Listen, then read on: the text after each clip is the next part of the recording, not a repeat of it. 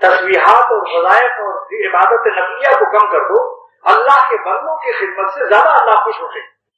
کیونکہ اللہ کو اپنے حقوق میں بے نیاز ہے۔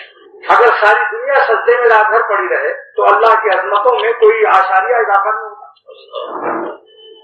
لہذا جب اللہ کے حق میں فرض اور سنت مؤکدہ واجب کو ادا کرنے،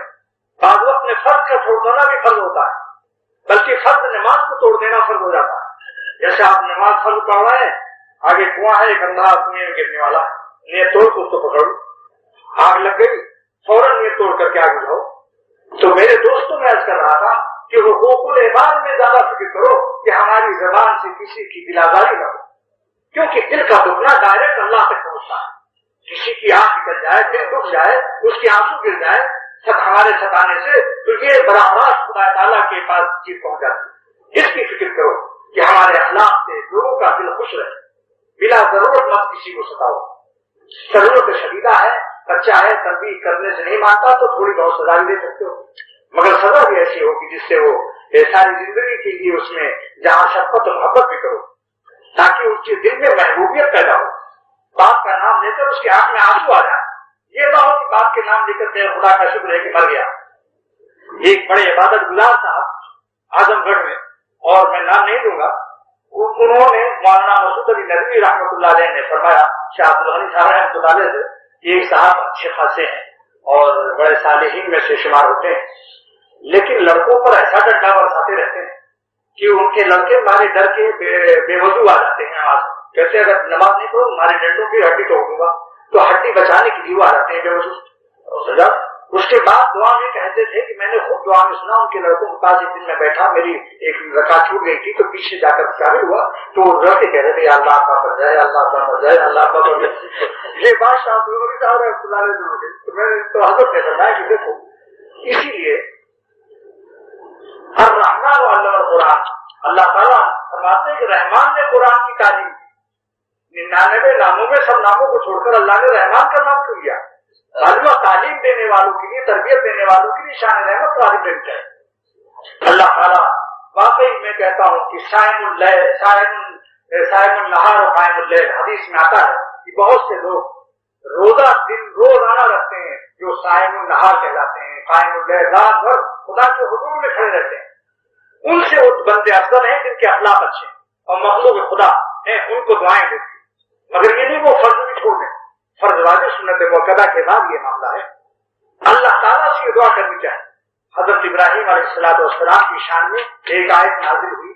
جس کا ترجمہ حکیم الامت تھانوی رحمۃ اللہ علیہ نے کیا ہے کہ اور تھے ابراہیم علیہ السلام رقیق القلب رحیم المزاج حلیم الطبع، یہ لفظ بالکل حکیم الامت کے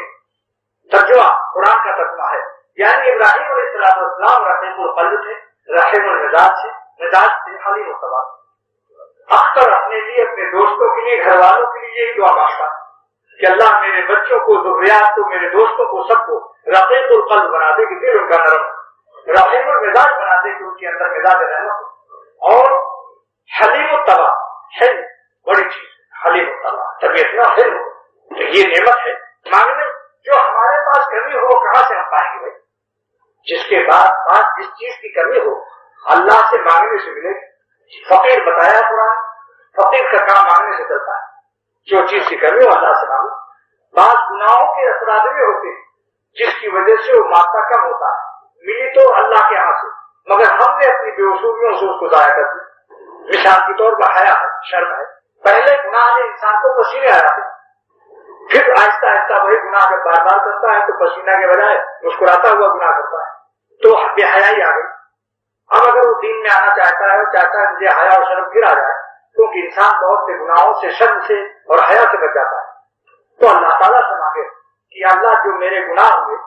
جو کچھ مجھ سے بے وصولیاں، قواعد گناہ ہوئے، آپ اپنی رحمت سے ان کو معاف بھی فرما دیجیے، اور میرے گناہوں سے جو نقصانات پیدا ہوئے ہماری ذات میں یا آپ کی مخلوق کو، دو نقصان کے دو قسمیں ہیں، نقصانات لازمہ متعدیہ، لازمہ جو ہماری ذات کو نقصان پہنچا، حیا اور ملکات اور اخلاق میں کمی آئی، اور جو آپ کی مخلوق کو نقصان پہنچا، کیونکہ جس گناہ سے کسی مخلوق کا تعلق ہے اس نے بنیاد ڈال دیا، وہ آگے وہی گناہ کرے گا، پھر وہ آگے وہی گناہ کرے گا، تو قیامت تک سارے گناہوں کو موازی سے آئے گا، مہاراجی फरमाते हैं नेकवा रफ्तन सुन्नत बेमान, अल्लाह के नेक बंदे दुनिया से चले गए, उनकी सुन्नत और तरीके रह गए मखलूक में। कहते भाई बड़े अच्छे आदमी थे, ये रास्ता उन्होंने बताया।